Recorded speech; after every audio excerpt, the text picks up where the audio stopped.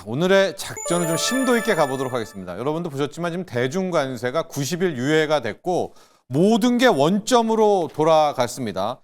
미국 언론들이 이럴 거면 왜 그랬냐, 이럴 거면 왜 그렇게 블러핑을 하고 난리를 쳤냐, 이렇게 비난도 나오고 있는데 도대체 왜 그랬을까요? 트럼프 대통령은 지금 어떤 해법, 어떤 노림수를 갖고 있을까요? 그 부분을 한번 미리 좀 추론해보고 통찰해보는 시간 가져볼 텐데, 앞서 얘기했지만 미국의 대중관세가 이제 30%입니다. 근데 펜타닐 20%밖에 빼면 10%밖에 남지 않는 거고요.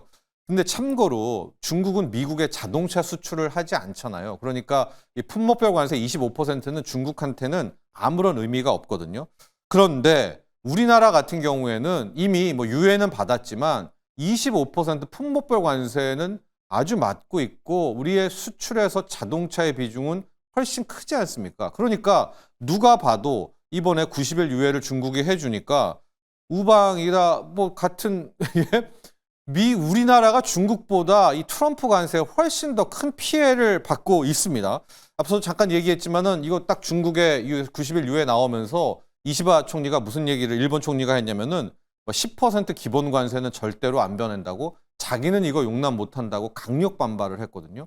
왜냐면 아무리 봐도 일본이 그렇게 해준 게 많은데 미국에 중국보다도 지금 엄밀히 말하면 못한 취급을 받고 있지 않습니까? 그래서 일본도 지금 강력 반발하고 있고, 또 하나의 트럼프의 문제가 뭐냐면 트럼프는 누누이 말씀드리지만 약달러와 저금리를 목표로 하고 있지 않습니까? 약달러를 통해 가지고 수출 가격 경쟁력 상승, 공장들 다 미국으로 와서 다시 제조업에 부활 원하는 거고요. 금리 인하, 저금리를 통해서는 미국의 천문학적 부채 해결을 하는 건데, 여러분도 보셨겠지만 이 간밤에 원달러 환율, 그러니까 달러 강세가 또 나온 거예요. 1417원, 20원대까지 다시 올랐고요.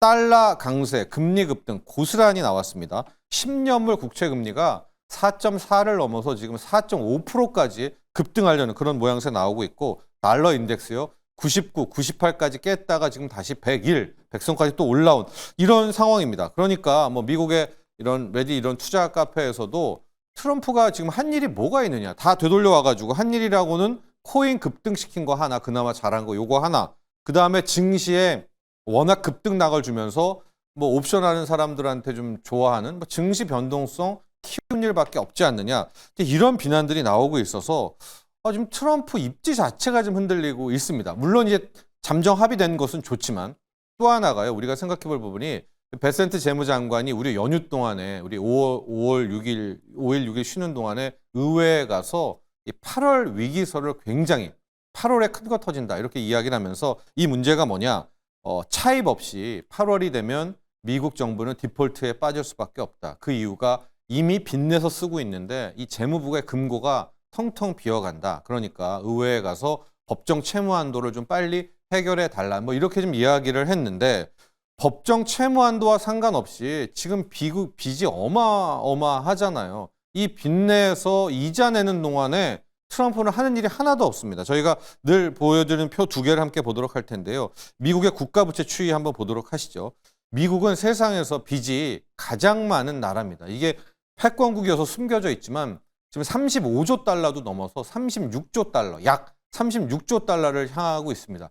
저 그래프 기울기 보십시오. 이제 근본이 제도도 철폐됐기 때문에 미국은 필요할 때마다 달러 찍어내고 채권 발행해서 저렇게 급속도로 빚이 늘어나고 있는 상황인데, 저렇게 되면 무슨 문제가 발생하느냐. 저 36조 달러라는 것은 어떤 나라, 다른 나라들이 미국의 국채를 들고 있는 거잖아요. 중국도 들고 있고 일본도 들고 있고 영국도 들고 있고 우리나라 개인도 들고 있는데, 작년 9월이었습니다. 미국의 전체 예산 중에 국방비 1000조에 달한다는 국방비보다 미국의 정부 순이자, 이자 비용이 훨씬 더 많이 냅니다. 그러니까 저 표를 보시면 완전히 역전된 것을 볼 수가 있을 텐데요. 국방비에 지출한 돈이 8,700억 달러. 역시 1000조긴 하지만은 더 많은 돈을 어디에 쓰고 있느냐? 이자입니다. 앞서 말한 것처럼 36조의 국채에 대한 이자가 8,800억 달러. 1000조가 넘어요. 그러니까 저게 무슨 문제냐? 여기에서 금리가 4.5%, 4.6%, 5%가 간다? 지금도 미국 예산 중에 저 이자 내는 게 한 15% 되거든요. 국방비가 한 13%. 이자 내고 국방비 쓰고 30% 치면은 트럼프의 감세 정책은 어떻게 하며 뭐 경기 부양은 어떻게 합니까? 근데 이 와중에 또 재무부의 금고는 다 비어서 8월에는 정부 디폴트가 옵니다. 그러니까 어떻게든 저 문제를 낮춰야 되고 결과적으로 저 미국 빚에 대한 문제를 해결해야 되는데, 자, 여기서 나오는 트럼프의 노림수는 무엇일까라고 하니까 다시 한번 이 스티브 밀런, 이 밀란 보고서의 내용이 회자가 되고 있는 겁니다. 그때 당시 여러 가지 내용 중에서 이 100년 무이자 국채가 있었는데, 밀란 보고서 내용을 보시면은요, 내용 자체가 딱 소름 돋게 지금 트럼프가 하는 행동대로 흘러갑니다. 어떻게 이 밀란 보고서에 나와 있었느냐? 처음에는 징벌적 관세로 개별 국가를 협박해라. 그러니까 터무니없는 관세를 막 압박을 하면서 상대국이 공포를 느끼게 하라고 한 다음에 그걸 풀어주고 그 대가로 100년 무이자 국채 교환을 강매해라. 이제 이런 내용이 있어요. 그러니까 이게 무슨 내용이냐면 앞서 많은 이제 36조에 달하는 미 국채가 있잖아요. 그 만기가 될 때 만기에 이제 교환할 때 현금을 내주지 말고 100년 혹은 50년 무이자 국채로 이 채권을 계속 교환해 주라, 이런 얘기입니다. 그런데 이 상대국은 또 바보가 아니잖아요. 이 부분이 앞서 말한 것처럼 징벌적 관세인 부분이고, 만에 하나 50년, 100년 국채로 이렇게 교환을 해주면 지금 트럼프가 원하는 것처럼 달러의 급격한 약세죠.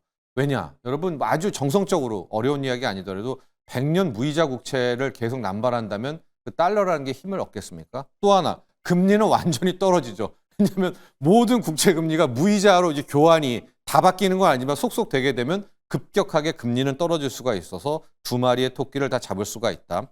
신흥국도 저걸 받아들일 수밖에 없는 게, 왜냐하면 어마어마한 관세 폭탄 맞다가 그거 다 깎아줄게, 그런 매력이 하나가 있고요. 그 밀런 보고서에 보면 통화 스와프를 다 맺어줘라. 그래서 뭐 우리도 한때 그랬지만 인도네시아라든가 신흥국이 되게 두려워하는 게 외환 위기잖아요. 달러 위기는 이제 없는 거예요. 왜냐? 이제 다 50년, 100년으로 바꿔준 데다가 이제 달러의 매력은 없죠. 그러니까 유동성 위기가 사라졌기 때문에 신흥국들도 저걸 받아줄 거다. 중국이 문제인데 중국도 저 딜을 그냥 받아들일 수 있겠다라는 겁니다. 왜냐하면 이번에 트럼프는 라스트 트럼프잖아요. 야, 4년만 버텨주지. 다 바꾸는 거 아니잖아요. 만기 도래하는 거 내가 50년, 100년 내가 남아도는 게 달러니까 중국도 그냥 내가 국채 50년 무이자 국채로 교환해 줄 거다라고 해서 중국도 4년 버티기용으로는 이것을 받아들일 수가 있다. 자, 이렇게 되니까 지금 간밤에는 달러 강세 나오고 금리 급등이 나왔는데 오히려 어젯밤에 골드만삭스는 위안화가 더 강해질 것이다. 이게 7.3에서 7에서 6위안대로 오히려 위안화 강세를 예측하는 보고서가 나왔거든요. 왜 달러가 강해졌는데 왜 위안화 강세를 이야기합니까? 골드만삭스도 알게 모르게 자, 트럼프의 노림수, 어떻게든 약달러 금리 하락을 시킬 것이고 그 해법을 곧 꺼내들 것이다. 여길 좀 예측하는 것이 아닌가라고 보고 있어서, 자, 오늘 이 시간은 아직 정해지지는 않았습니다만 이대로 트럼프가 약달러와 저금리를 포기하지는 않을 것이다 라는 관점에서 한번 밀런 보고서의 50년 및 100년 무이자 국채 교환에 대한 이슈를 한번 다뤄봤습니다.